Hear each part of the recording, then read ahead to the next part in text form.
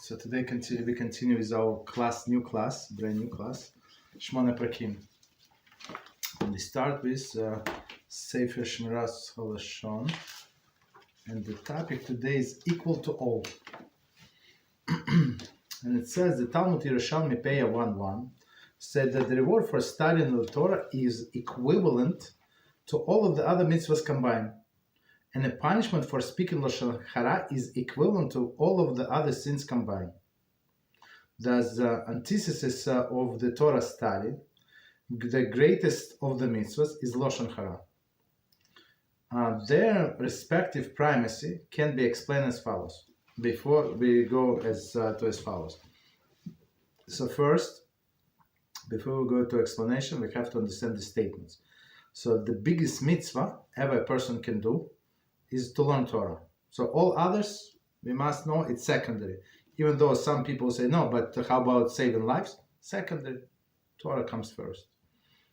Okay. Of course, if you're in a situation you only can save life or study Torah, so you go save life. But if there is somebody else available to save life, let them save life. Let them be a hero in the eyes of others. Okay, and so it's the biggest of the mitzvahs combined. Learning of the Torah equivalent to all of the mitzvahs combined. Same as in opposite is Lashon Hara, equal to all of the sins combined. Let's see what is the explanation. Of the four basic elements of nature: fire, wind, water, and earth, the intangible, fire and wind, are far more powerful than tangible, water and earth. Very interesting. So let's read again. Very interesting, right? Of the four basic elements of nature. So all of the things, and I'm not sure, maybe we're going to speak about it in Shemoneh Perakim, in our class also about it. I don't remember. Maybe, right? So everything in this world consists of four elements: fire, wind, water, and earth. And we know that fire and winds are intangible, right? They are far more powerful than the tangible water and earth. Of course, water is very powerful, but compared to the fire is not so much. Fire can extinguish. Fire can engulf. Fire can engulf material object, and totally destroy them. And the power of the wind is awesome, as it is written, and great and mighty wind, which breaks apart mountains and shatters the stones. It's from Melachim 19:11. Melachim Aleph 19:11. Okay, so from here we see that spiritual things, meaning fire and wind, much greater than physical ones. The same is true as the spiritual realm. Torah study impacts the upper world in a way that no other mitzvah can. So that's the answer to us. Like a person says, okay, so I learn halacha, I did, I don't know, whatever, I read the partial of the week. How is it like I don't feel any difference, right? So maybe you don't feel any difference, and it is a problem that you don't feel any difference. We're going to speak about it later on, right? But it says... Sorry, quick question. Go ahead. Quick question. What about learning halacha? Is it equivalent to learning Torah? Yes, absolutely. Halacha is a oral Torah, 100%. Yes, and that's it's actually we learn in the laws of Hilchas Talmud Torah. So we finished before this class. Before this class, we finished that section, and it says, so if somebody have a question on a Chumash and somebody had a question on oral Torah, you answer. I mean, if they ask you at the same time, so we're talking about Rabbi, so a Rabbi must answer the guy on the oral Torah. Why? Why? Because it's more practical. Okay, so how tall was Moshe Rabbeinu, or what his grandmother's name? I mean, okay, right? But it's very interesting, but how does it affect my life? Hopefully it does not. I mean, right? But somebody asks you halacha, yeah, that's it's especially practical halacha. It's very, very important. Yes. Thank you. Good questions. Thank you.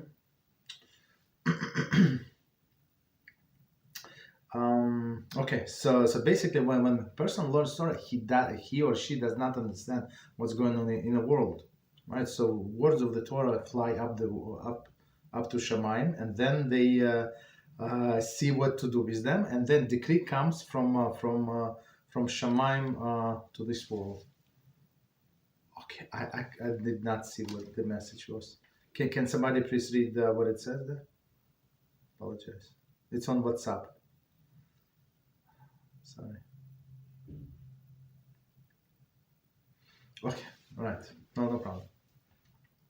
So, yeah, go ahead.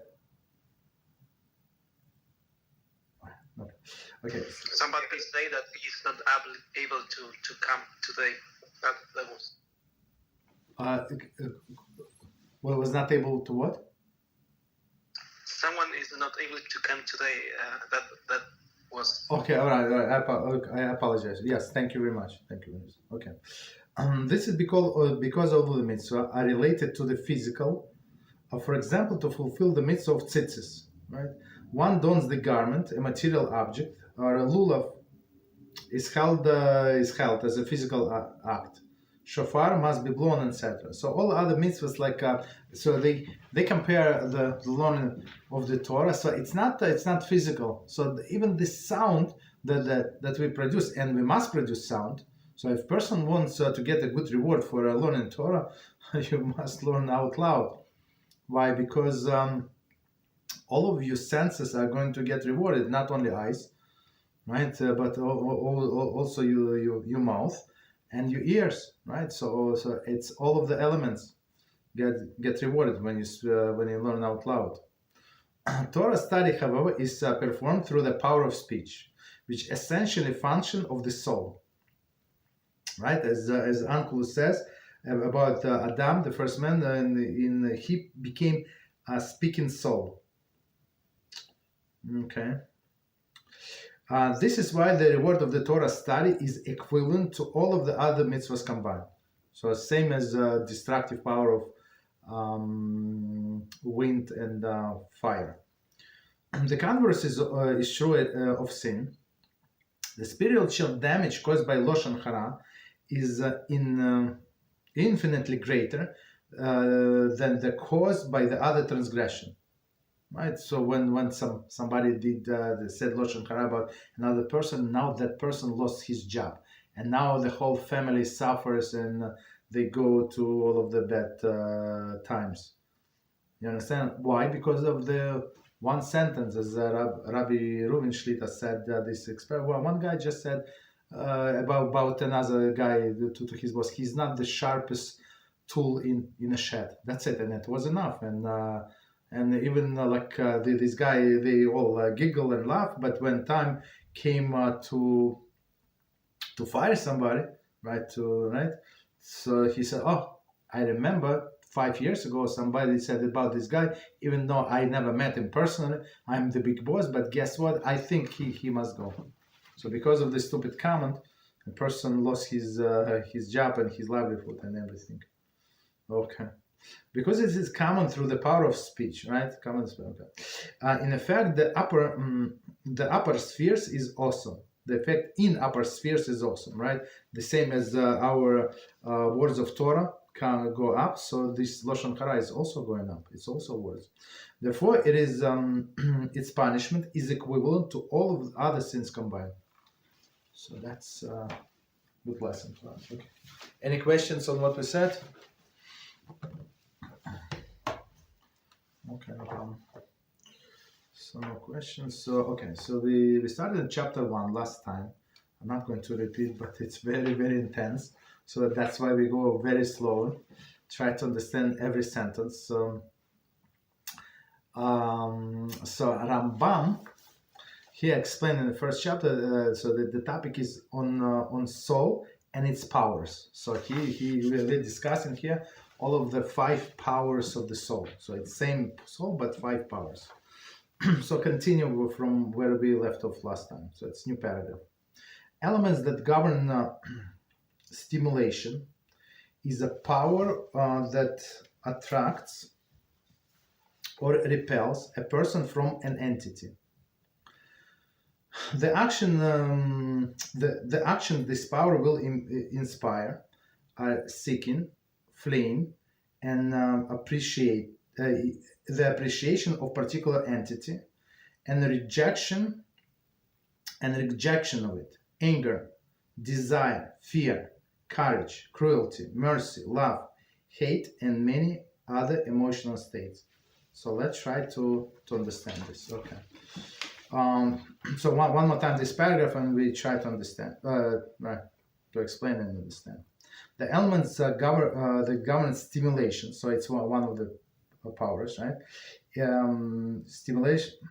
Stimulation is a power that attracts or repels a person from any entity. So attracts, so something that you attracted to, or repels, like we would say fear, right? The action, this power will inspire seeking, right? So you seek for something, right? Fleeing, so it's opposite, right? You try to avoid something. The appreciation of a particular entity, so you like something, right? Or a rejection of it, or you want to stay away from it. Anger, right? Desire, fear, courage, cruelty, mercy, love, hate, and many other emotional states. Okay, continue. The vessels that express these various actions are the limbs and organs. For example, an action of the hands is motion. The action of the feet is walking. The action of the eyes is sight. The action of the heart is courage or fear. Similarly, the other organs and limbs of the body and their actions are vessels that express the power of stimulation. So now Rambam connects all of the feelings, this power of stimulation, to different organs of the body. So I'm not going to repeat. I think it's simple. He said the hands,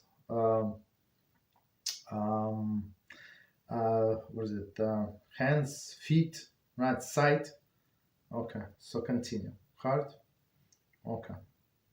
The element that governs conceptualization, that's very interesting, right, is the power granted to man that enables him to think and to contemplate. So that's the more difficult one. So I mean, all others we can understand. Okay, so the legs walks, no problem. We understand that, right? And something attracts you or something like repels you, like you. It's also understandable. But now we're talking about power, right? And this power does not exist with all other creatures. With other, like for example, this stimulation may have existed with animals also, but this conceptualization is not, right? So when a person can imagine something that he never saw. With this power, he acquires knowledge and distinguishes positive activities from undesirable ones. The term activities refers to both the applied and abstract realms. So let's try to understand. So now we have a lot of information in this piece. Let's go back and try to understand, go with line by line. The element that governs conceptualization is a power granted to man that enables him to think and contemplate. Right, so our sages teach us that every day, a person has to do reckoning of his day, her day, right? How did this day went, right?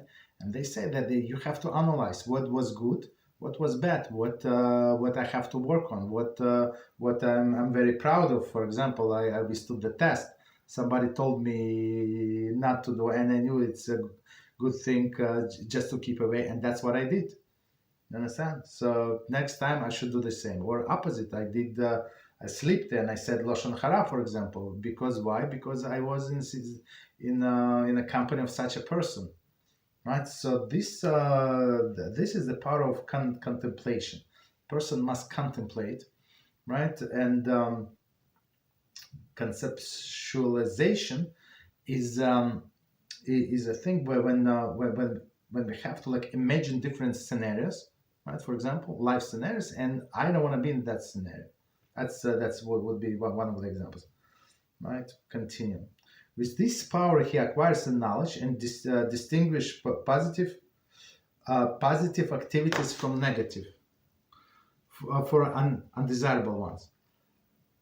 So just from contemplating, person can see that this is activity not good. Even some activities, as from example that I gave before, maybe by themselves they're not forbidden. Like for example, a person goes shopping.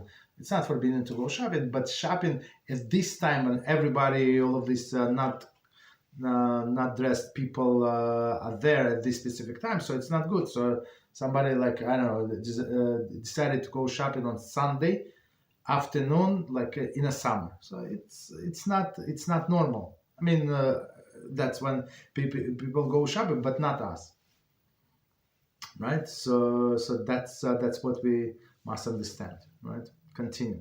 The term activities refers to both the applied and abstract realms. So activities in double quotes. So it could be like something like as they say applied to was applied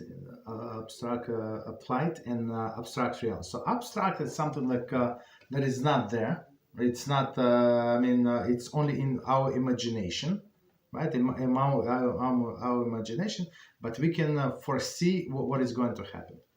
Okay. So continue. The applied realm involves both actual and intellectual activities. The abstract realm, by contrast, involves the study of entities that are unchanging. The study is referred to as wisdom. So let's try to read again, and we're going to explain. The applied realm, so it's like more physical, right? Involve both actual and intellectual activities. Okay. Actual and intellectual activities. The abstract realm, by contrast, involve the study of the entities that are unchanging. So meaning we study some wisdoms, and sometimes like this wisdom is only in theoretical level. Okay, for us, right? This study is referred as wisdom, right? But when you acquire it, it's going to be your wisdom, right? And based on this wisdom, you would be able like to contemplate more and get to some like more deeper results. By actual activities, refers to the power with which we learn vocations, right? For example, carpentry, agriculture, medicine, and seafaring. The intellectual activities involve the considerable involve a consideration of whether or not it is possible to perform a particular task that he desires when he desires, and if it is not possible, whether or not it is proper to perform it. The above suffices for a description of the soul that is appropriate to this text. Okay, so I mean we did not finish, a little more text, but Rambam trying to explain us what the soul is, right? And what are all of these parts of the soul and how do they work and what they're responsible for. So let's do this this paragraph one more time, and we're going to explain.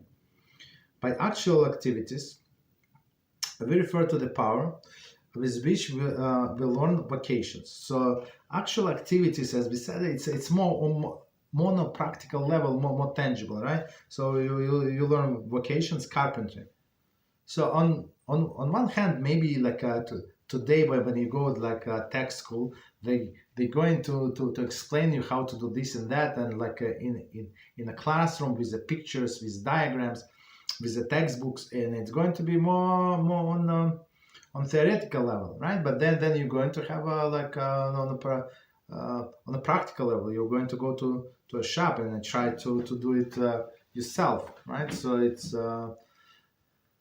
and that's what we are talking about here. This part of the soul, agriculture, medicine, and seafaring. So I mean, usually people who have advanced this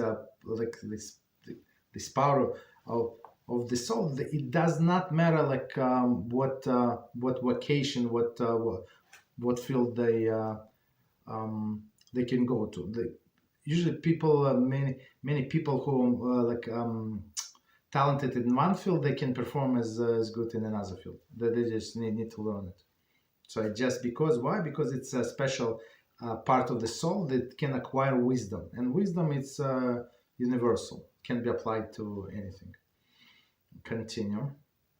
The intellectual activities involve the consideration of whether or not it is possible to perform a particular task that he desires when he desires. So it's very interesting. So now we're talking about intellectual activities. So for example, one thing is to build like for this carpenter to build a frame for a house, which is I think it's very difficult.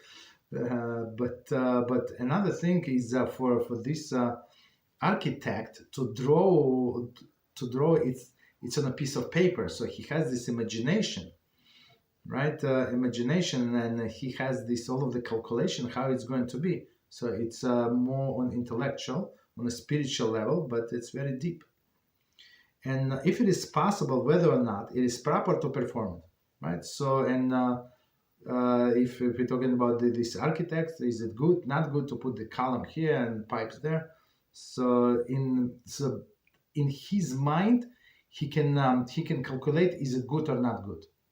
So if it's going to be this material or that material, no, that material is not good because it's in this zone, right? Zone 1, zone 5, whatever it is. Okay. But for carpenter, he has wood, he has these screws, screw gun, all of this gloves, and for him it's much more tangible, right? Than for the architect. The above suffices for a description of the soul that appropriate for this text. So so for more description, Rambam said look at another text. Okay, so continue.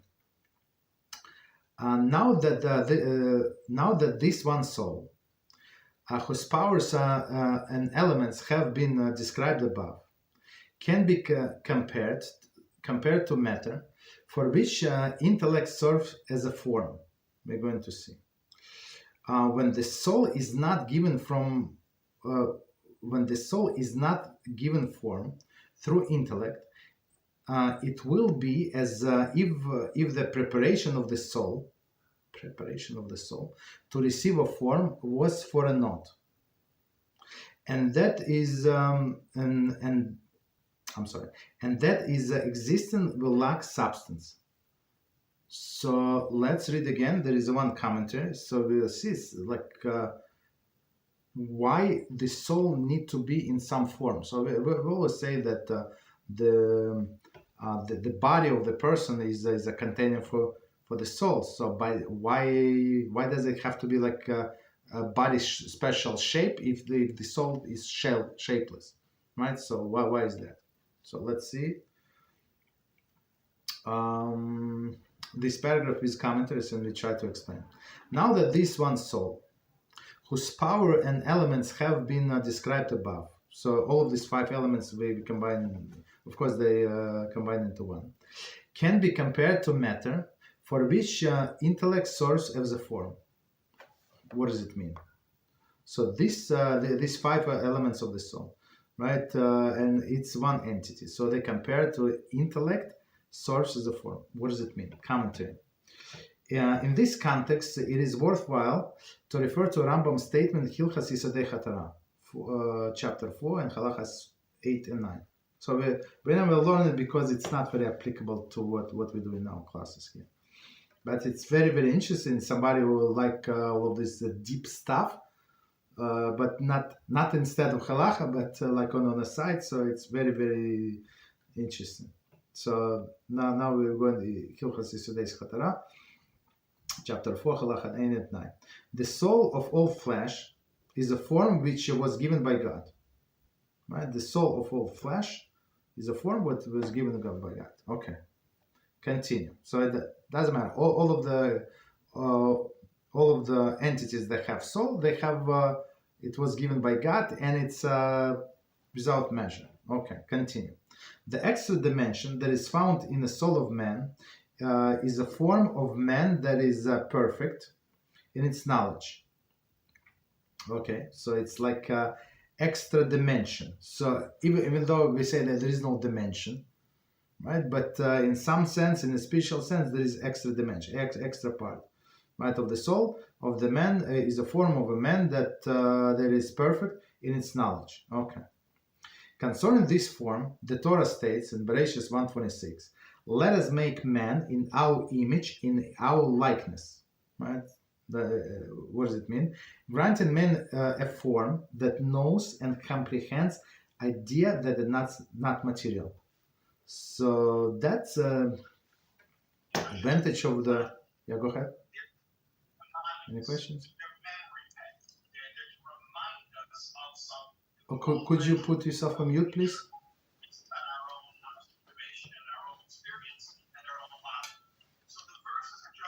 Or could you please put yourself on mute?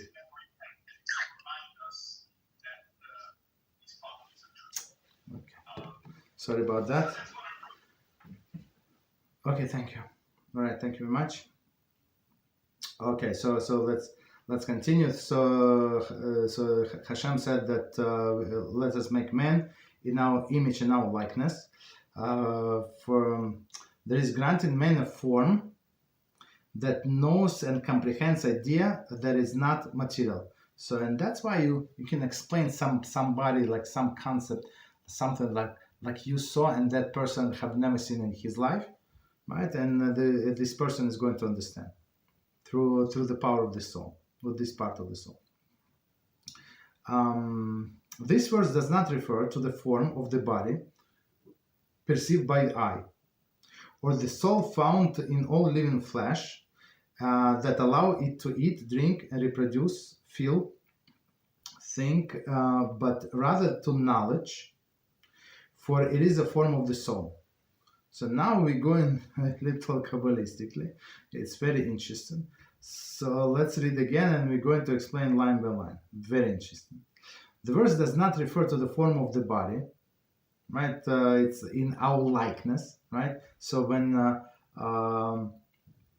so some idol worshippers, they read the verse and says that HaShem created man in his likeness. So meaning what? Meaning God looks like man. Okay, that's in his likeness. That's the literal understanding of the verse, right? So that's it's very interesting. So one more time. This verse does not refer to the form of the body, like in the likeness of spiritual being, right? Perceived by eye, or the soul found in all living flesh that allows it to eat, drink, and reproduce. So all of this lower part of the soul that we spoke last time, right? Reproduce, feel, and think, but rather to knowledge. So that's definition of man, right? Knowledge, for it is a form of soul. So knowledge is a form of soul. Knowledge, form of soul. Continue. The form of this soul is not combination of the fundamental elements, right, into which it will ultimately decompose, or does not come from the vital soul. Rather, it is from God. It knows and comprehends knowledge that is above matter, knows the Creator and all things that exist forever. Rabbi, can I ask a question? Please, yes. How can we explain like why one person is tall, one person is short? Is it based on the type of soul that the person has? No, that's what we just said. It has nothing to do with the soul. We said exactly it does not have to do with the soul. Why Hashem created all of these people different? I don't know. It's a good question. So and forget about one is shoulder, one is soul. There is no two faces alike. So all of the faces, all the people in the world are different. So even like the twins, somebody said they exactly look alike, but and I knew some twins in my life, and when I first saw them, I said that there is like exactly the same. But after some time, they're very, very different. You understand? So all of the it has nothing to do with the physical form. And but you're welcome. But very interesting that you ask. So it says that in a parasha about Yaakov, right? It says Yaakov loved Yosef more than all other brothers, right? So the question is asked, like, why would Yaakov love Yosef? What was so special about Yosef? And one explanation, I'm giving that like 3 or 4 different explanations, but I want to give Rabbi Yehuda's Rabbi Yonassan's explanation. So he said, it's very interesting. So he said that Yohanan, I apologize, Yohanan, that was a different rabbi. So he said that Yaakov and Yosef look alike, like very, very similar looking. And he said that the facial expression is like a reflection of the soul. The facial expression is, and when people look alike, right, it means that their spiritual like insight are very similar to each other, and that's why they attract. Why? Because a person naturally he loves himself. She likes herself. That's normal. If a person does not love himself or herself, that's a big issue, right? If you want to explain later on, not right now. So that's facial expression can change. So why? When you purify your soul, your facial expression can change, right? And we saw many examples on that. People before Teshuvah and after Teshuvah, even like 5-10 years pass, and you would think that a person would look older. Of course, yeah, they look a little older on some case, but in some cases, people look even younger, especially women, like younger face that when she was in her 20s, and she now is in her 40s. Very interesting. Okay. So any other questions? Or continue? Yeah, go ahead. No, you're absolutely right. The face does change after Teshuvah. Yes. Yeah, very Thank you, Rabbi. You're welcome. Okay, continue. Good questions. Okay, continue. So this soul, so it's for comprehension, right? When the soul is not given, when the soul is not given the form through intellect, when the soul is not given form through intellect, it will be as if the preparation of the soul to receive a form was for naught, right? So why like if we say the form is a body, so and this is shapeless, so what do we need this for? And its existence will lack substance. Okay, this is implied in a verse. It's Proverbs 19:2. Even without knowledge, the soul exists, but it's not good. So we see people like not bright people to say mildly. They exist and they function, right? But the Proverbs said it's not good. This means that if the soul is not grasped in its form, and form and what forms the soul is knowledge, as we said, right? Is form, but it remains a soul without knowledge. It is not good. So what forms a soul is not the body. It's not like some like a bigger person would have a bigger soul. Absolutely not, right? So, but what forms the soul is knowledge. Nevertheless, a discussion of the definition of a form, matter in intellect, and how they acquire is not a place here. So Rambam, in his brilliance, okay, he said we're going to explain somewhere else. For this text is devoted to study of our character traits. The subject matter mentioned above is more appropriate for a book of prophecy. Okay, so we're going to see what does it mean that we mentioned. This concludes the chapter and lay the foundation for the next. So this chapter, so just to remind to people who join us for the first day today, the Shemoneh Perakim is introduction to Pirkei Avot. So Pirkei Avot, I hope everybody learned Pirkei Avot with Rabbi Reuven Shlita. It's 170, I think, lectures online. Each lecture is 2-3 hours plus. So it's very, very informative, very, very deep. And it took us, I don't know, 2 or 3 years to complete these lectures. It's very interesting, right? But this he never covered, and he asked me to cover this. Very interesting. Okay, continue. Number 7. So it's commentary on this on another place where he would discuss these matters. So what does it mean? In his introduction to the 10th chapter of the tractate Sanhedrin, the Rambam mentioned his desire to compose a text concerning prophecy. Although he never actually composed such a text, he prepared material for it and subsequently used material for composing Guide of Perplexed. Okay, so we continue this next chapter. Let me quickly check time.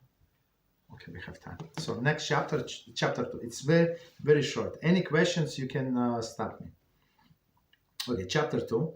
The nature of the soul's power, defining the elements where both positive and undesirable qualities are found. So let me read one more time. The nature of the soul's powers, So we just finished with elements, right? Defining the elements where both positive and undesirable qualities are found. Okay. So the big topic is character development. Know that there are obstacles. Know that the observance of the Torah directives or rebellion against them involves only 2 of the soul's elements: the elements that govern sensation and the elements that govern stimulation. All of the mitzvahs and all of the transgression concerning these 2 elements. Wow. So let's read one more time, try to explain. Know that the observance of the Torah directives and rebellion against them. So there are only 2 modes, right? So person cannot be semi-religious, right? He's religious or not religious, right? And so it's following the Torah directives and or rebellion against. Involve only 2 of the soul's elements. Okay, one, the element that governs sensation, as we discussed, right? And as we discussed last time, and the element that governs stimulation. So stimulation is something like that you are attracted or you want to stay away from it.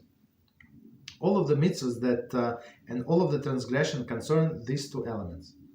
Okay, not others. So because why? Because by this holy soul, like the godly soul, this part, it wants to do only what HaShem wants. But these 2 parts is more on on sensation level.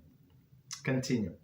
With regard to the elements that govern nutrients and elements that govern imagination, there are no concept of observance or rebellion. For thought and will do not affect them at all. Okay. A person cannot willfully stop or limit these activities, as reflected by the fact that, in a contrast to the soul's order or other potentials, these two elements that govern nutrition and govern imagination are activities during sleep. Wow. Okay, let's read one more time and we're going line by line, try to understand. With regard to the elements that govern nutritions and elements that govern imaginations, there is no concept of the observance or rebellion. Nutrition, right? It's your soul, like that part of the blood, right? No nutrition, so that there is no rebellion, right? Because so all, even like when person is desiring to eat not kosher food, it does not come from this soul, right? It comes from different part of the soul that governs the sensation, and that's a different part, right? Okay. And the elements govern the imagination. Okay. Okay. There is no concept of observance of rebellion, so they neutral. Okay. For though they will not, so will and will. I'm sorry. For thought and will do not affect them at all. Thought and will. Okay. A person cannot willfully stop or limit these activities. Okay. As reflected by the fact that they contrast the soul's other potentials are two elements that govern nutrition and that govern imagination, activities during the sleep. So we need to see what is going on during the sleep. So imagination, of course, it's one of this power of the soul that in a sleep that person can imagine different things, whatever they saw during the day, or whatever they imagine, I don't know, even from other worlds, or like they would see things like unnatural things, right? So that's when this part of the soul is very active. Continue. With regard to the elements that govern the conceptualization, there is a confusion as to whether or not the concept of a mitzvah or a sin applies. Okay.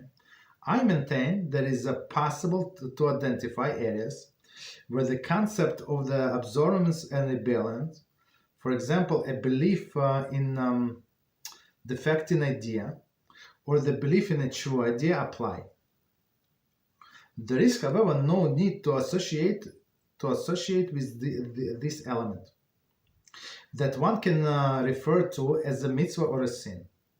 Therefore, I have stated above that the aspect of sin and the mitzvah apply only with regard to the two categories mentioned. So let's read it again and try to explain. Very deep, very, very deep.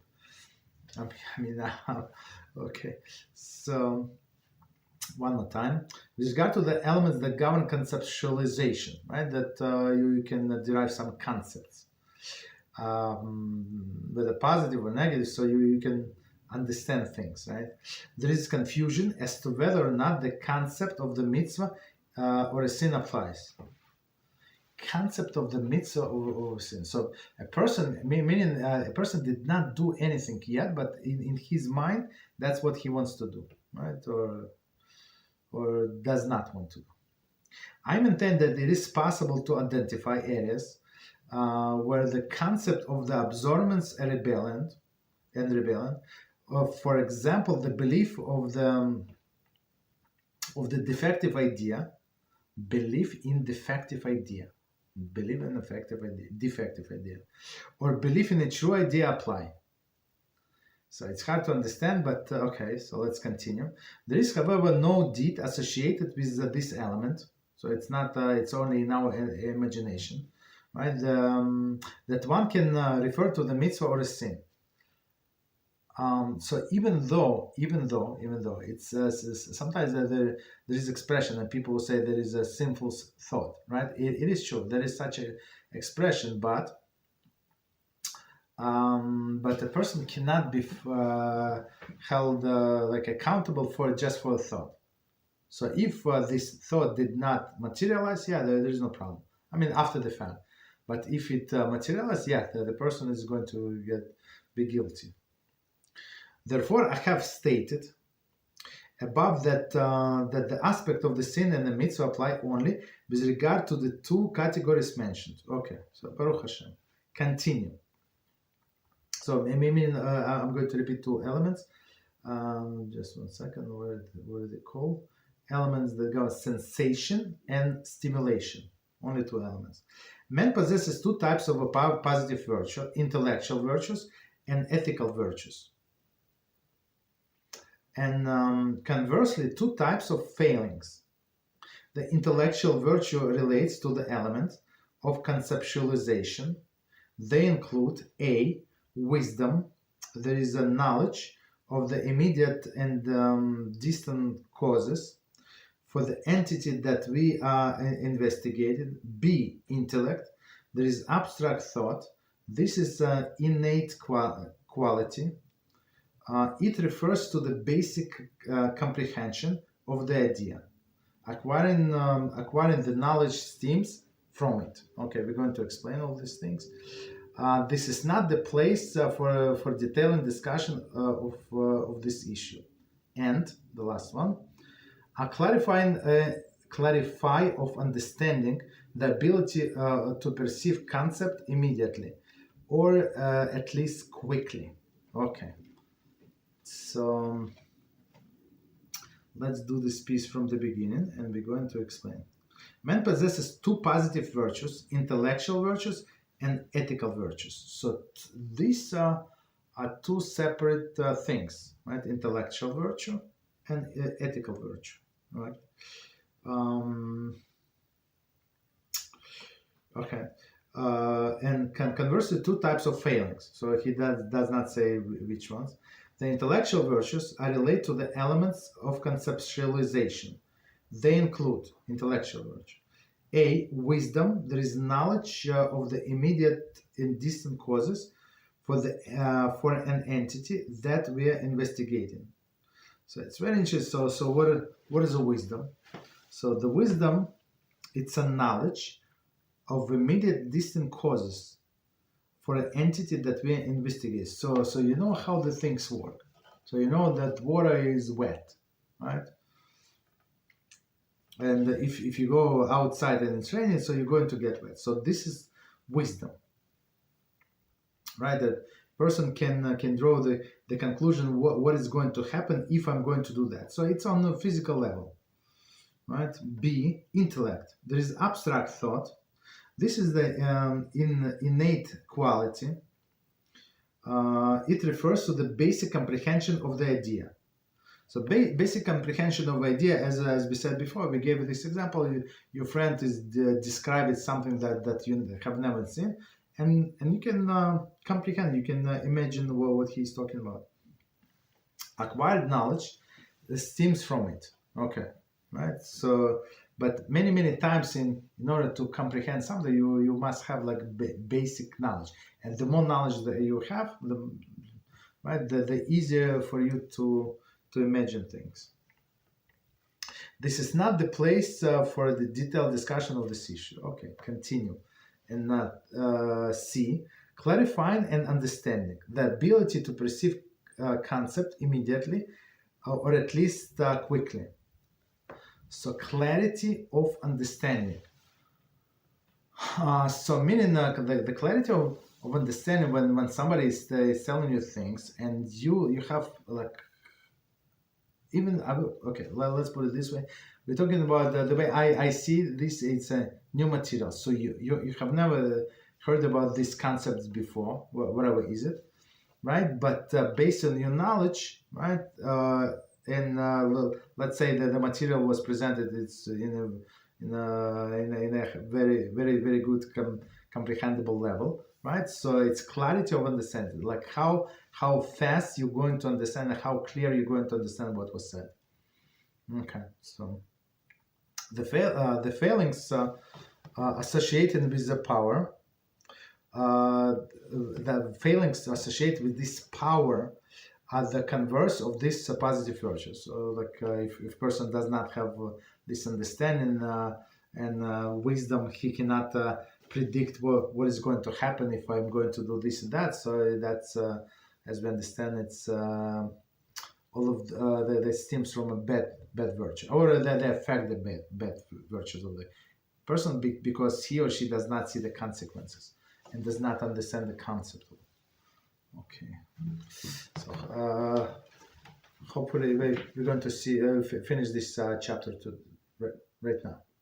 So continue. The ethical virtues relate to elements governing stimulation alone, ethical. The element governing sensation is subsidiary to the elements governing stimulation in this regard. There are very many positive traits associated with this quality. Among them, discipline, generosity, justice, patience, humility, contentment, I'm going to explain, courage and sensibility. The undesirable qualities in this element reflects instances where these qualities are diminished or decreased. Also, we have commentaries. So let's do this piece one more time, these commentaries, and we're going to explain. The ethical virtues relate to the elements governing stimulation alone. So ethical stimulation alone. So ethical, I mean that even though you want to do it, but you know it's not ethical, I'm not going to do it. The elements governing the sensation is subsidiary of the elements governing stimulation in this regard. Right? Sensation, stimulation. Okay. There are very many positive traits with this quality. Among them, discipline. So discipline is always good. Generosity, justice, patience, humility, contentment. So let's see, there is one commentary on contentment. It says, so I'm going to skip. So the Mishnah said, state of wealth. In our sages said in Pirkei Avot 4:1, who is rich? One who is content with his portion. Okay. So right, who is rich? Who can content, meaning that you are happy with whatever you have. Courage and sensibility. The undesirable qualities of these elements reflect instances where these qualities are diminished or decreased. So it's all of the above will be said, but they diminish or decrease. So only a little of this. So commentary. This concept is further explained in chapter 4 of this text, and the first chapter of Hilchos Dios. The Rambam explains that the ideal ethical attributes are the middle path, and that deviating from the mean, right? So to the side of increase or decrease reflects improper conduct. So just to remind what we said there in Hilchot Dios, so except two character traits, so a person have to go always in the middle of the road. So if he goes to the right or to the left, this extreme and that extreme, it's not good. Okay, continue. It is by a contrast, melapros to say that the elements that govern nutrition and imagination have virtues or failings. Rather, it is proper to say that they operate effectively and ineffectively. For example, one may say so and so digestion is good. So it's not like digestion has a rebel against a person. So it's good or not good. So it's like it's not a virtue, or or it is ineffective or impaired. Okay, so it's not. There is no problem with the character traits or something, right? Similarly, one might say that a person's imagination is impaired. Person's imagination is impaired, okay, or that it works effectively. So impaired, maybe like I don't know, a person imagine things that are not there, like some like wrong, like sometimes kids and you never know they tell the truth or not. So there is somebody in my closet, there's somebody hiding under the bed and stuff like that, right? But in this regard, there is no concept of the virtue of failing. This concludes the subject matter intended for this chapter. So we're going to stop. It's a very, very difficult material, but it's very, very interesting. All right. Any questions on what we said? Or any topic? Okay. Okay. So let me start. It was one question on WhatsApp. Very interesting question. So I sent the example of water urn, right? And that's what we use for tea or coffee. So the question was asked: how can we use this this thing if we're not allowed to cook on Shabbos? So the answer is very simple. We're not allowed to cook on Shabbos. That's why we put there water, like boiled water, or at least like some of them can boil water, but it takes time. I don't know how much time you check the manual.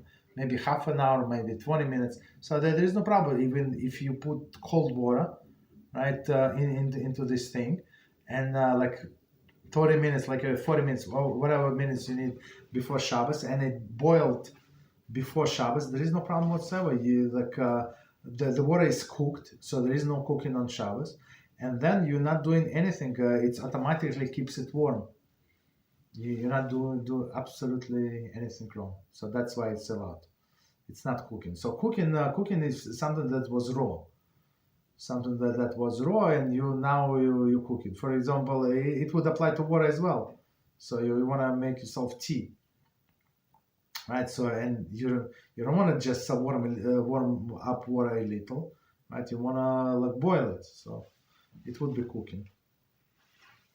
Even when you warm it to the temperature when your hand is recoiled, that's already cooking. So, but our sages they build the fences for us. They say, don't put this cold water on next to the heat, and then next to any source of the heat where it can reach this temperature when your hand recoils. Okay, that's the thing. I mean, I can send the playlist of this class. It's one of the classes. Of course, I would not remember which one in Shabbos kitchen, but of course, it's absolutely necessary for all of us to watch one more time if you are not present in classes or you watched it or like watched it only once. For sure, you have to do it a few times, and if possible, of course, by books. Okay. Any other questions? Yeah, go ahead. When doing a bracha with the sleeve on the head, which hand to use, right or left? Sleeve on the hand, like because person does not have a kippah, or why? Yeah, if there is no immediate at hand, there is no kippah. Okay, yeah. So I would say you use left hand. So I mean, logically, it's my personal logic. Why? Because it says clear that when you make a blessing, you must hold this object on which you make blessing in your right hand. You understand? So do with your left hand. But when for other people to understand, so he's asking if person does not have a kippah, man. For women it's not necessary. If man does not have kippah, right? So he would put if he have a sleeve, not the hand like sleeveless. No. There's a sleeve he can put on his head, and it's going to be considered as a head covering, and you can say the blessing. Okay, but what I answered, like he asked what hand, I said logically with left hand, because in right hand before you making blessing, you must hold the object in your right hand. Yes, go ahead. And second question, I think that's for me. That's all for today. I read we are gonna follow the Beit Shammai ruling when Mashiach comes. I read Shammai is linked to severity. So does it mean it comes from Gevura? And if so, does it mean evil people will be sentenced by the Sanhedrin at that time? First of all, it's just so you know that when people say that Shammai is always strict and Hillel is always lenient, it's not true. I mean, there are many times, and we learned in another class, we learned a Mishnah, and it's like many Mishnahs. For many months, we learn when opposite, when Shammai is lenient and Hillel is actually strict. But if Sanhedrin is going to execute anybody because of they do not follow the rules of Shammai, first of all, the evil HaShem is going to kill the Satan, the evil inclination. So it would not be any temptation to do opposite. So and if you want to have, if you only have this godly like etzer tov, like good inclination, so you only wants to do more, and that's what I see. Sometimes I have to like quiet person down, and not quite like calm down, like cool off a little, especially some people who just found out about Judaism and new Bolshua. He wants to go to all of the strictness like ever from all of the books. Somebody said this, so he goes like all the way. So it's not, of course, it's not our way. So we're going according to halacha, not according to all of the stringencies, right? Okay, go ahead. Any other questions?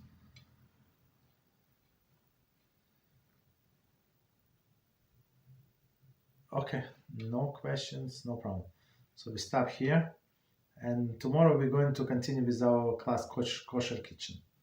Please join us. Thank you very much, and good night.